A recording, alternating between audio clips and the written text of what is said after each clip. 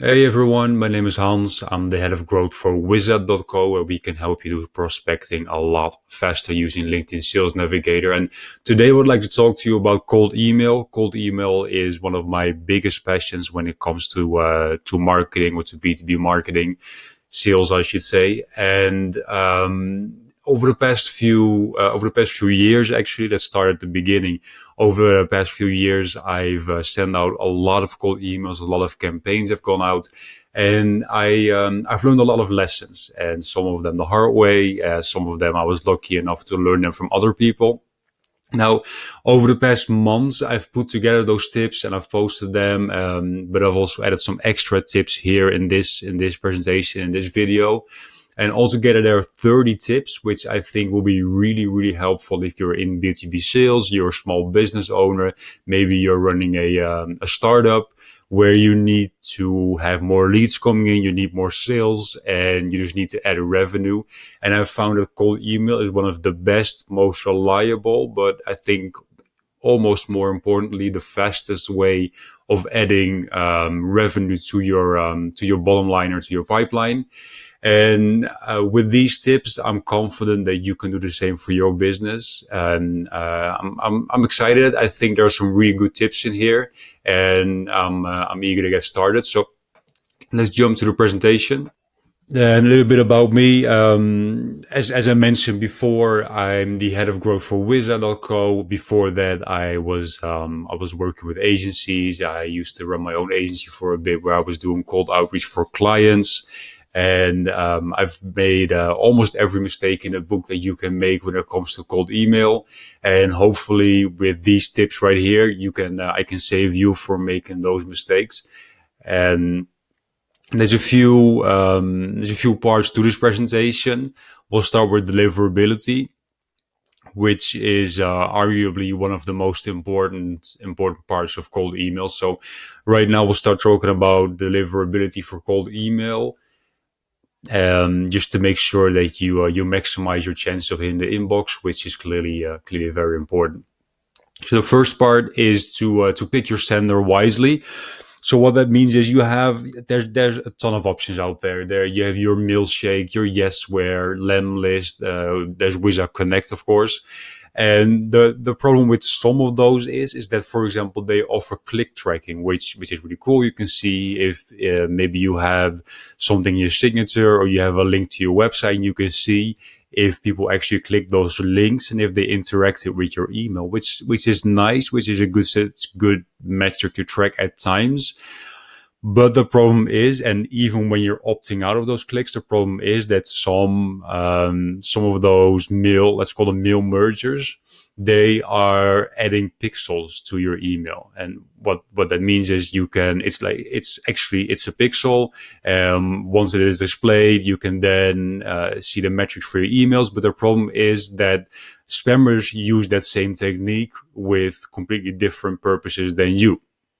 So those pixels, they end up hurting your email deliverability, just because Google spam filters, basically every email inbox out there, they're making sure that the people who have an email address with them, that they're protected. So they're looking at HTML, at other things that we'll touch on later.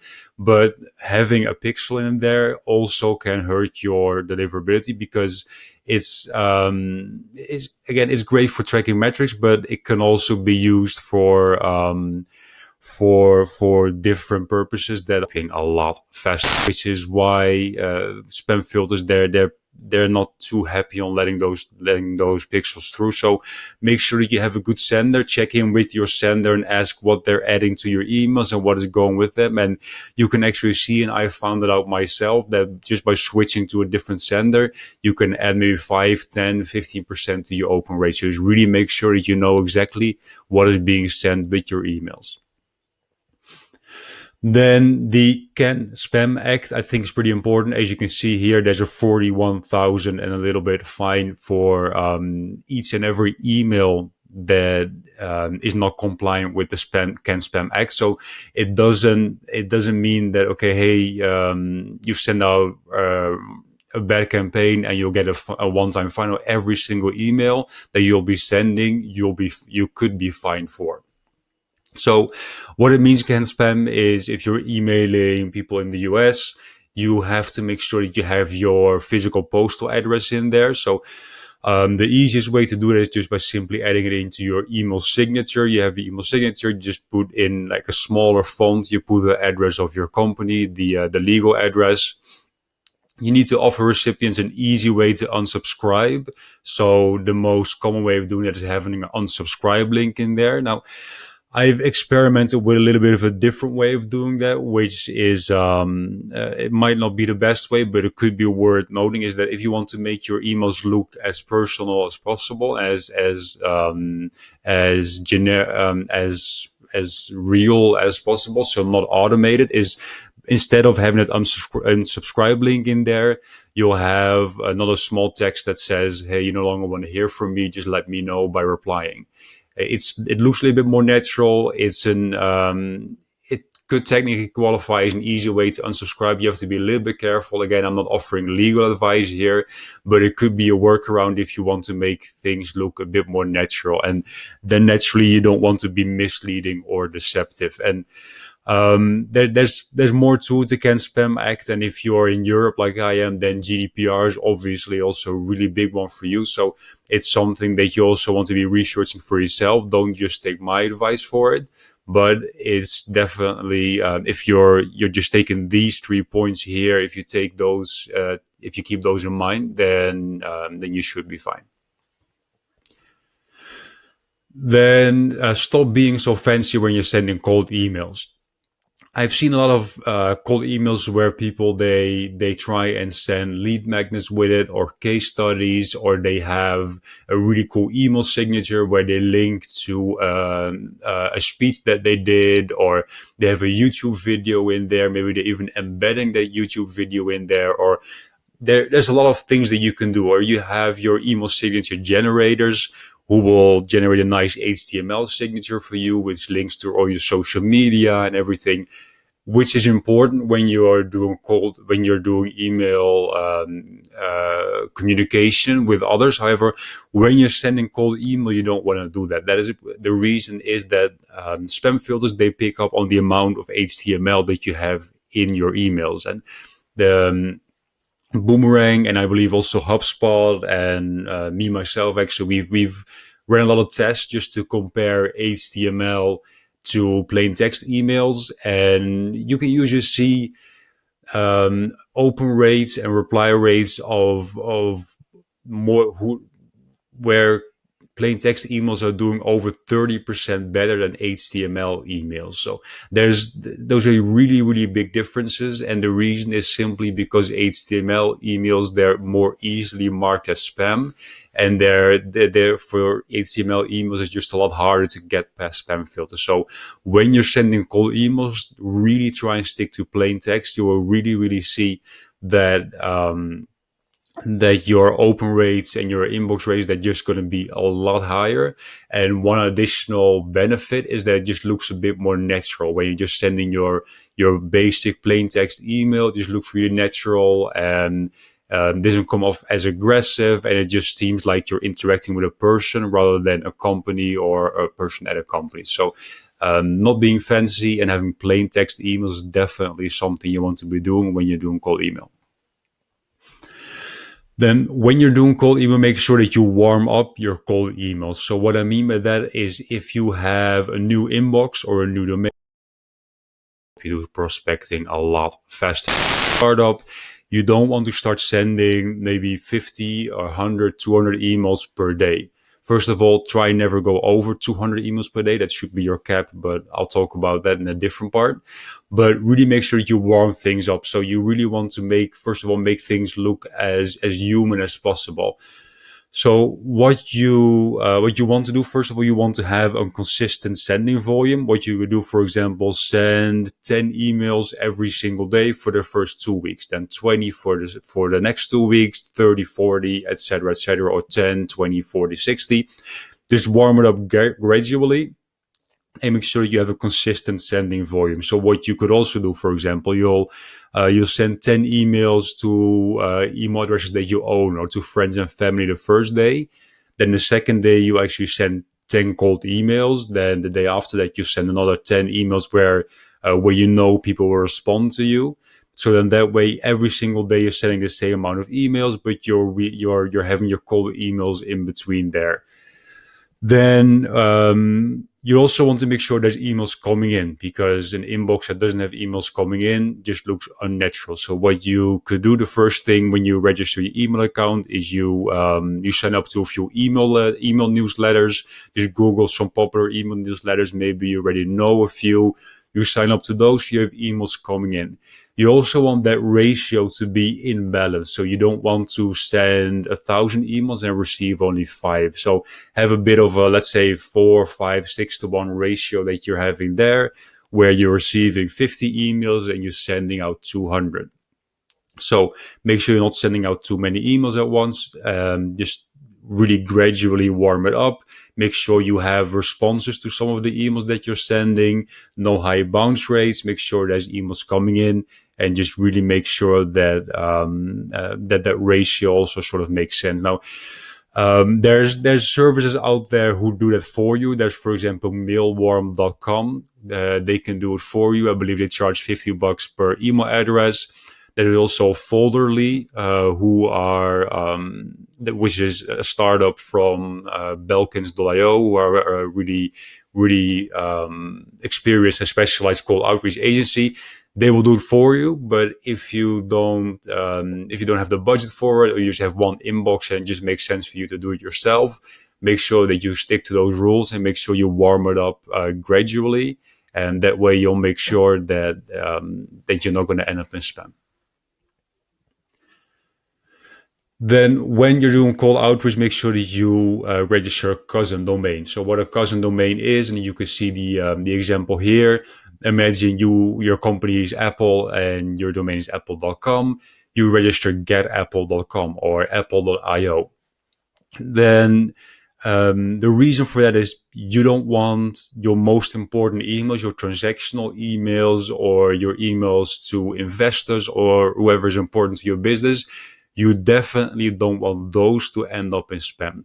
So make sure that you have a domain that is similar. You forward it to your regular domain, and then you register your inbox. You have your inboxes there. You have your G Suite account there, and you warm that domain up. So then when something happens, or you get blacklisted or marked as spam, maybe something goes wrong, then you're still protecting your main domain where you have your most important emails going in and going out. So it's sort of a best practice for sending cold emails. It's called a cousin domain, where you just have your separate domain, you warm it up, and that way you're protecting what is arguably one of your most valuable assets, which is your main domain.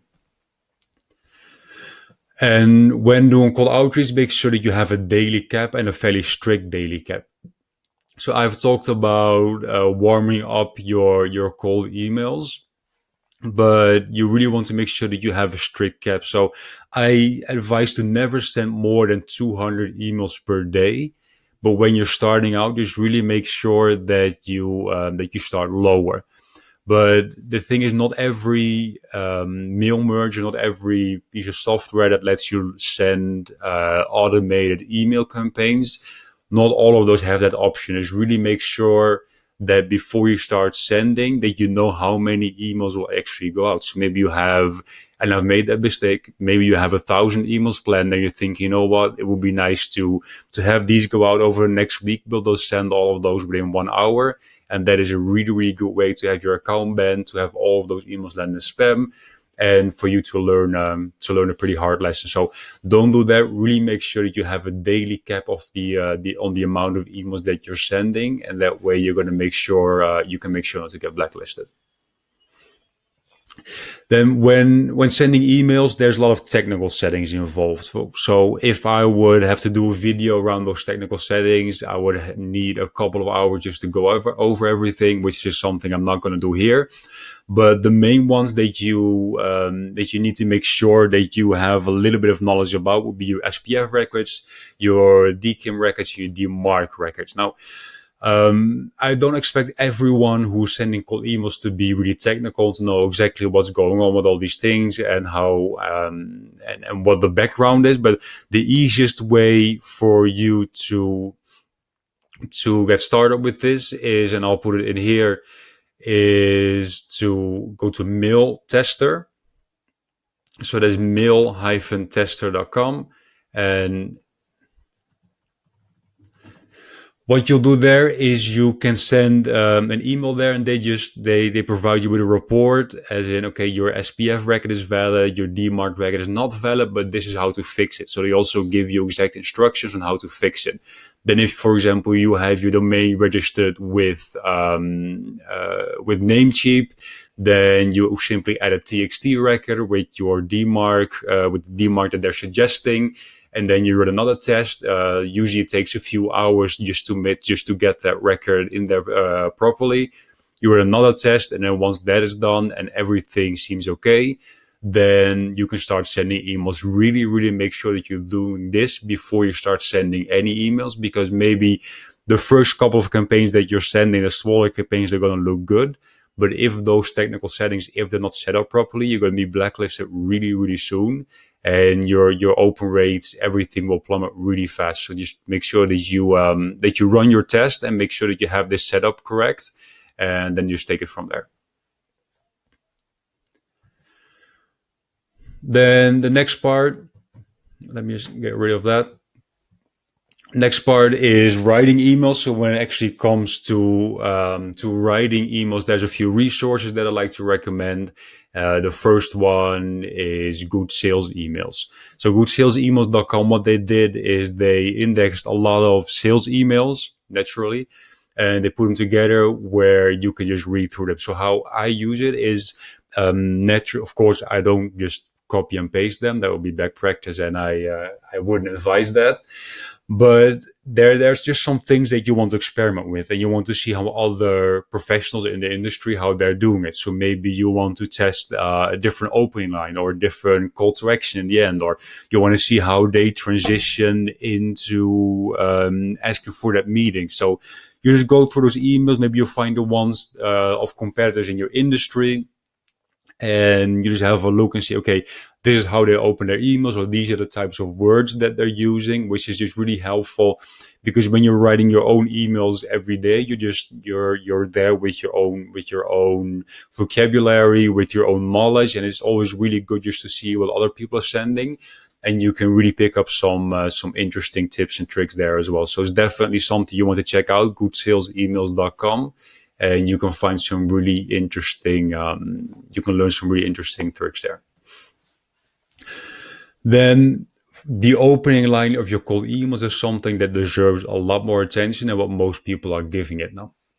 When I say opening line, I don't mean subject line, because I bet you're putting a lot of thought into your subject line. You're testing your subject lines, but opening line, I mean that first line. So the first sentence. So it's, you start with, "Hey, John," and then there's your first sentence. Now, the reason that needs a lot more attention than what you're probably giving it is not just because it needs to capture their attention. I mean, yes, it does. They need to read it.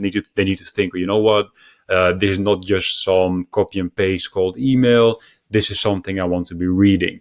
But another reason is because it shows up in their preview. So when, and I'm sure you've received a bunch of emails today, you'll see it on your phone, for example. You'll see an email, and then you see that first bit of that email. I have an email coming in right now, and I see it on my smartwatch. So you see that first sentence, and that needs to capture your attention. When that says, "Hi, I'm Hans, and you do prospecting a lot faster," I'm going to delete it because I'm too busy. But when that has a sentence that really intrigues me, then I can think of a bunch of examples where I got really curious, or I thought, okay, this is something really valuable, I need to open it, and I couldn't help but click it. So really make sure that you preview for yourself. So just send your cold email to yourself, to your personal email address, and then you see it on your phone, you preview it on your laptop, on your computer, just to see what that first sentence looks like in the inbox, and to make sure that it's something that you would want to click as well. Then make sure to remember your numbers when you're sending a cold email. So this ties into that preview. So when you're sending cold emails, that first sentence of your email shows up in the preview. So someone has an inbox with 150 unread emails. They're going to scan. They're going to see, okay, this one is interesting, this one isn't, just based off who is the sender and what the preview looks like. So, hi, I'm Hans, and I head of business development, going into the trash.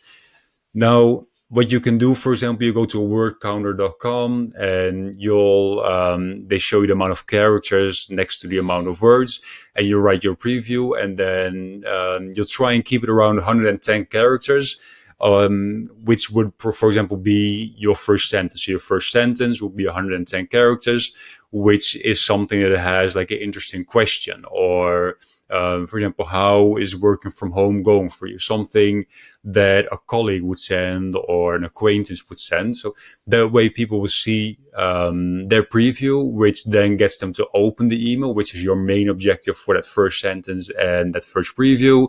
And then your next sentence should accomplish your next goal, which is for them to keep reading your email. Then the rule of 3 is also really important for cold email. Now, what I mean by the rule of 3 is something that we see all around us. Here, for example, you have the 3 musketeers, 3 wise men, blood, sweat, and tears. And I'm sure you can think of some examples for yourself as well. And the reason behind that is us as humans, we find it a lot easier to process things that are in threes, or to remember things that are in threes. Is actually a bit of a life hack that I've adopted for myself. When I need to remember, I don't know, a grocery list or something, I break it up into parts of 3.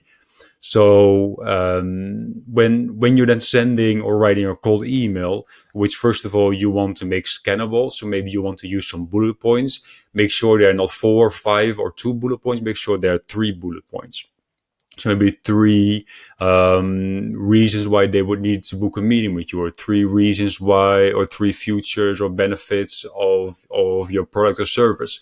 Just make sure that you keep that to 3, or maybe when you're writing a sentence and you're giving examples, not necessarily in bullet points, make sure that you stick to 3 examples instead of 2 or 4, because that's just something that people find easier to process naturally. Then custom variables are, of course, very important for cold email, and I'm sure you're already using them for example, first name. So hi first name, or hi company, or maybe have the company have it somewhere else in the email, or have that in the subject line. So they're really, really important and really powerful. However, there is what I think is a much more interesting way of using them as well, where you just have a completely custom first line. So you would have hi brackets first name.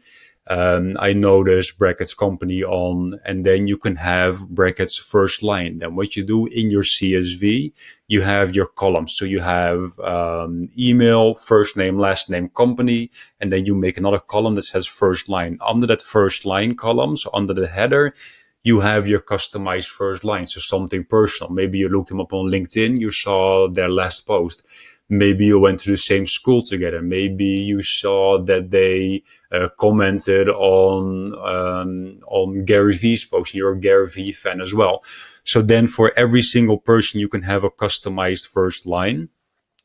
Now, that, of course, has the biggest benefit, which is that it doesn't feel like a cold email. It feels like something personalized, but you can still do it at scale. So it will take you about an hour to do that for 50, maybe 100 people if you're fast.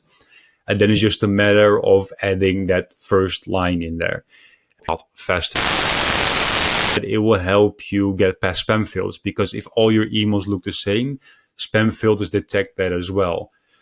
So if that first sentence is different in each and every email, all of those emails look like different emails. It looks more natural. So you'll get into the inbox a lot more often. You'll get out of spam a lot easier. If your email sending software, your mail merge doesn't have that option of adding an additional custom variable, because I know some of them, they don't have that option. What you what you should do is use Wizard Connect. But what you could do is you could, for example, take one that you're not going to use. So maybe you have first name, last name, company, but you're not going to use last name. You're just going to say, hey, John, instead of, hey, John Smith. So you just take out, you'll keep the header that says last name, but you take everything that is under there, you take it out, you just put your first line in there. And then instead of it being called first line, it's called last name. But instead of there being their last name, it just has a personalized line that you can use somewhere in your email. Now, I have a different video on that on YouTube, just the Wizard.co YouTube channel. If that wasn't clear, you can just see the entire video right there. And make sure that your emails, your cold emails, they're scannable. So as you can see here, what I put together here. So ever wonder why people start writing like this, line for line? As you know, people's online experience is moving to mobile devices. So I'm sure you've noticed people start writing like this, so line for line. The reason for that is because you're reading a lot more stuff. You're consuming a lot more content on your mobile phone. So cold emails too. Maybe that busy CEO, he's on the go and he has your email, opens it on his phone. It needs to be scannable. So you cannot have big chunks of text in there that look good maybe when you're writing them on Gmail on your computer, but it doesn't help with having your emails be scannable. Make sure you're using short sentences, small sentences, and small paragraphs, so no big chunks of text. So if you're still like writing blog posts for cold emails with just big chunks of text in there, send it to yourself and open it on your mobile phone just to see what it looks like. And if it doesn't read naturally, make sure you change it and you break it up a little bit. Then copywriting for cold email. Now, copywriting, it's not my strong suit. So I'm not a native English speaker, as you can tell, but that actually works to my advantage because Boomerang and HubSpot, they carried out studies where they saw that emails written in third grade reading level have the highest response rate. I think the response rate was between 50 and 20% higher than the next option. So what it means is just you need to stop trying to sound really smart because you have a really cool way of describing your futures or your company, but people are busy. They want to read your email really quickly and it needs to be simple. So just really make sure that you're writing plain and simple English so people can scan your email really, really quick, know exactly what you do and what's in it for them. And you will see that your responses to your cold emails will be a lot better. Then make sure you keep your emails under 200 words. So in a study that Boomerang did, the response rate for emails under 200 words was actually 50% better or 50% higher than emails that were much longer. So make sure that you have around 200 words, 20 lines in there. They have better click-through rates, better response rates. And again, just really make sure that you don't make them too short either. When it's just one or two sentences, you're not going to get any responses there.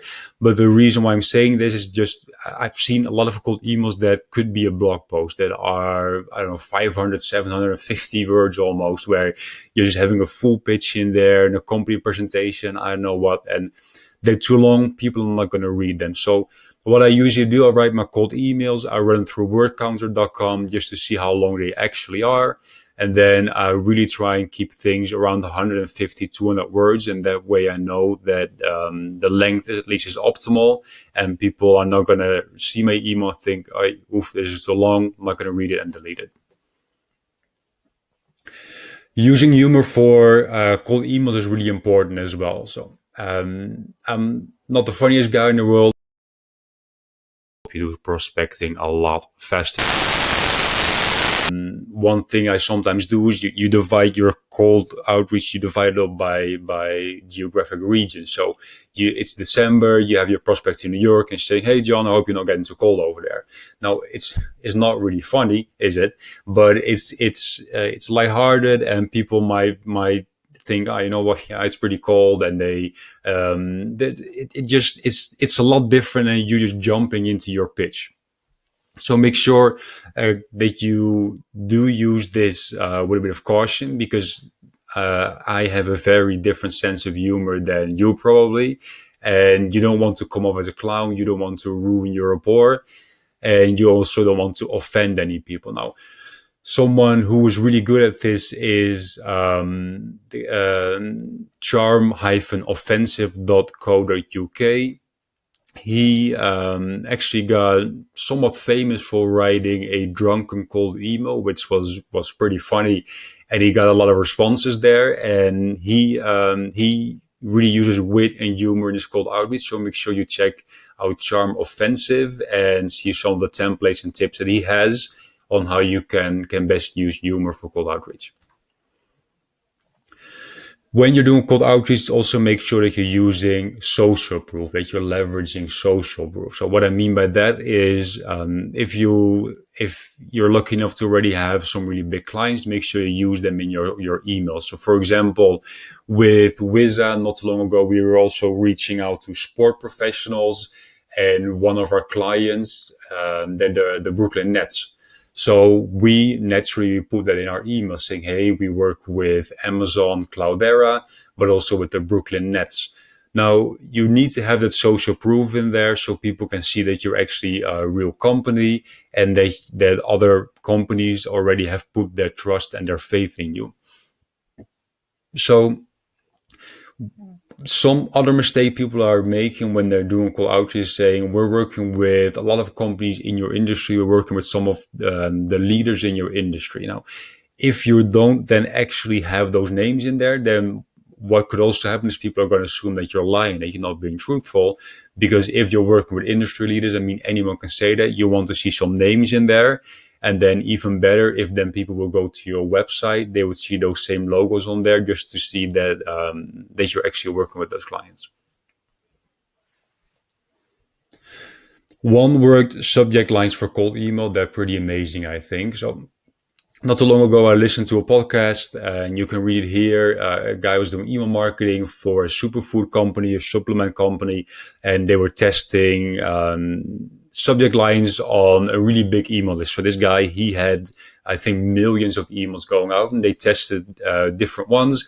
And one of them was cashew, which is a weird one, but it really intrigued people to open his email, to read the email. That was a subject line that really did the best. So all lowercase, one word is just a lot different than your average question about marketing for a company, which people will start recognizing. It becomes a pattern. So once something becomes a pattern, you as a salesperson or marketer need to make sure that you're breaking that pattern. So when you have a simple subject line that says question or quick call, for example, just all lowercase, it's something that your friend, brother, colleague would send, which makes it seem a lot less like a cold email and something people would prefer to open.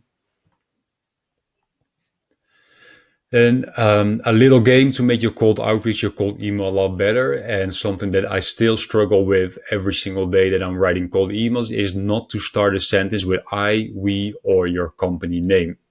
So for example, I would like to, it's yes, of course you would like to, but it's not about you. You're writing a cold email and people are reading it, and it needs to be about them. Or I thought that, which is not only passive language, but it also starts with I. Or we help, and we can do this, we can do that, which is great, but not to be too harsh, but people don't care. They're busy. They have a lot of emails in their inbox. They're getting a lot of cold pitches, and it really needs to be about them. So a little game that you can play is where you make I or we almost a forbidden word, and you really try not to start any sentence with I or we, and really try and make your email really customer centered or reader focused. And that way you'll write a lot stronger cold emails. The indirect ask for cold email, I think, is something really powerful as well. So I remember a case study that Outreach Labs, I think they're called, did, and they're part of Predictable Revenue from Aaron Ross. And your average cold email ends with, "Do you have 15 minutes next Friday afternoon to jump on a quick call?" Which used to work really well, but it's really pushy as well. And one ask that they experimented with was, is that something you're interested in hearing more about? Which is not in your face. It's really just, do you want to hear more, and what do you think? That is also something that we've been experimenting with, and it works really well. Where you're asking something you're interested in hear more about. Is that something that you think could be a good fit? Would you care to explore if there's a fit here? And you'll get more responses of people saying, "Yeah, let's talk," or, "Hey, let's set up a call." But also people saying, "No, thank you." And we've actually had people say yes, and I really appreciate that the way that you're asking it. It really made me feel like there wasn't too much pressure, which made me, which inclined me to reply.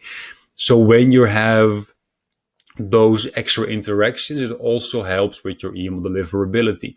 The more interactions you have in your email, replies, favorites, people forwarding your emails, etc., the better your inbox rate will be. So the more you will get into the inbox. So when these people did that case study, actually found that their open rates also went up next to their reply rates. So it's definitely something that you want to experiment with for yourself.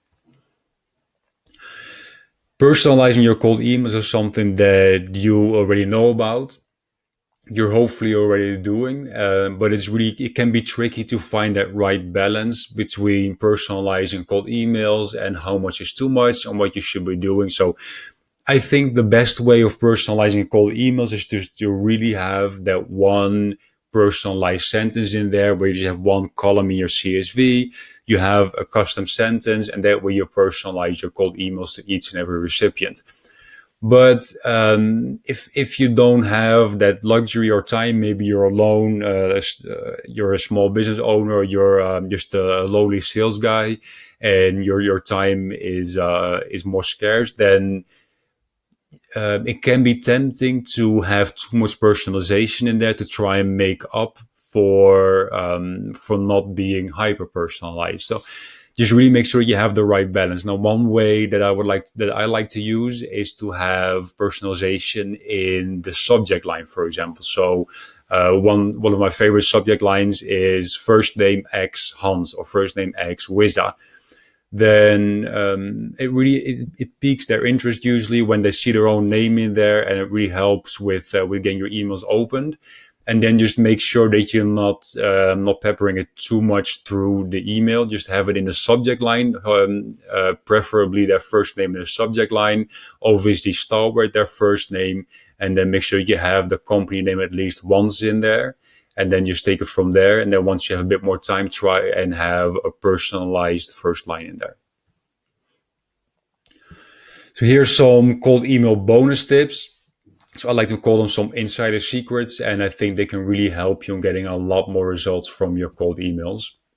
So my first tip is to F up on purpose. Now, a little bit of caution is advised here. It's a technique that I haven't used myself more than once. It's something that I like, and I've seen it when I was working with a client and they did it, and I think it's interesting. So I want to bring it up, and I want you to know about it. But if you're going to use it, then make sure that you've thought it through. It can be a little bit it can be seen as a bit deceptive. So what you'll do is, and you cannot set this up in every piece of software, but in most of them you can. So what you'll set up an email that's just your regular cold email, and you'll end, is it something you're interested in? If so, here's my calendar link, or here's a quick video I made for you, or here's a case study that I did for you that I think is relevant for you. And you have the area where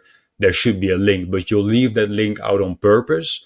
And then what you'll do is you'll schedule a follow for like 1 to 3 minutes after that first email, where you say, "Oh, yikes, I forgot that link. Already thinking about the weekend. Here it is." So what happens is your prospect receive one email, then really quickly another email, so the notification, so a lot more opportunity for you to actually grab their attention. Plus, it looks really, really human, because I forget links in my emails. Well, not every day, but it happens quite a lot. So it doesn't look like a cold email at all. It looks really human, and you'll get their attention guaranteed. It's something that you could consider trying. Now, when you're sending cold emails, make sure to clean your data. So if you have the first sentence, if you're just taking your data straight from the source, maybe you're scraping LinkedIn or some other source, or you're using a database where they have like Apple Inc. as in Apple Incorporated, and it doesn't look natural at all, which makes your cold emails just look a lot more copy and paste and unnatural and unpersonal. So really make sure that you're cleaning your data. So you're taking out the MBA part, and you make sure that their names are in all caps, or companies are in all caps, or there are no emojis in there. There's no ink or what have you in there, whatever people put in their company name. But also, another pro tip that I use is where you change the company to the casual name. So here it says, for example, Naval Investment Fund of Silicon Valley, could be Naval or Naval Investment, because when you're sending an email to an acquaintance or a business connection of yours, you don't use the full name of their company. Maybe you only use, in this case, you use like NFS, for example, like an abbreviation, or you just use Naval, which is a lot more casual, which again makes your cold email look more casual, more like an actual email.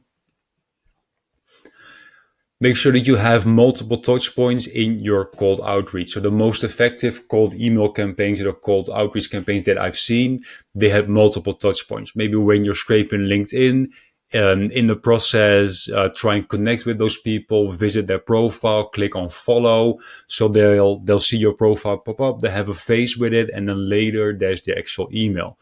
Maybe if you also have their phone numbers, maybe you can set up an automated workflow where you incorporate Drop Cowboy, which is you can record like one voicemail, and then you have a list of 100 phone numbers, and it will just drop that voicemail on in these people their voicemail inbox. So you can have those touch points, which is a LinkedIn profile visit.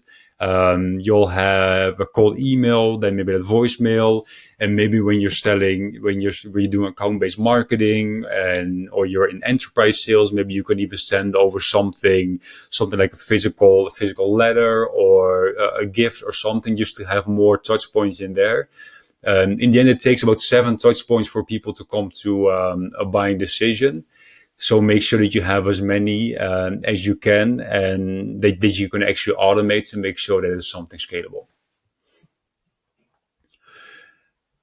Now, make sure that you're using redirection. Now, the title here is wrong, multiple touch points. It should say use redirection. What I mean by redirection is sometimes your targeting is a little bit off. So you're sending either to the wrong person, or someone is saying, hey, I'm too busy, you should be talking to this person, or maybe someone's title usually means something else, but in this case, their responsibilities are different, and they'll send you to someone else. Now, it can be tempting to just copy and paste that email address and send the exact same email to that person, but that is not something you want to be doing. What you actually want to do is you want to make sure that you leverage that redirection.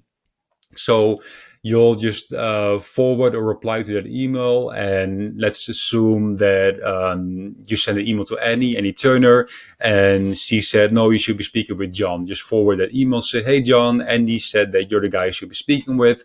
When is a good time to chat? So it makes it look like you already spoke with that colleague. They already vetted you. They noticed, okay, this is something that is relevant to us.